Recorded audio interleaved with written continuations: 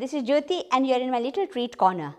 This cold weather is perfect for having hot momos, and with hot momos you have to have hot momo soup also. So I am going to show you how to make it. To make the momo soup, I am going to use 1 onion, 1 tomato and a 2-inch piece of ginger. I am going to roughly slice the onions, the tomatoes and the ginger. I am also going to use the bones of 3 chicken legs or 150 grams of chicken bones. Vegetarians can replace this with roughly chopped cabbage and carrot. I am going to boil all of these ingredients in 2 liters of water. This is a 3 liter pot, but I suggest you use a 4 liter pot or bigger.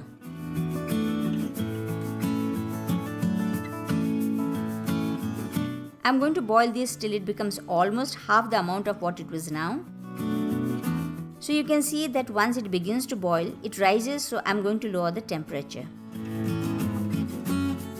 This cooktop has an auto cutoff, so you can see that once it starts boiling, the cooktop automatically cuts off the heat. This obviously does not happen in a regular flame stove, so you'll have to keep it on low flame and open the lid a little bit to let the steam out to ensure that the soup does not overflow. This is why I asked you to use a bigger pot as well.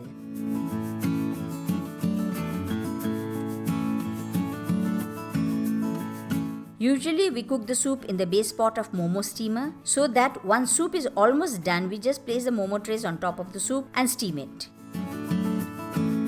This is done, so I am going to strain it.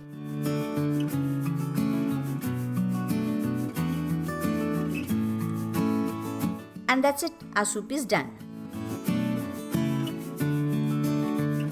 The salt is usually added by each person according to their taste, as well as a dash of spicy momo chutney.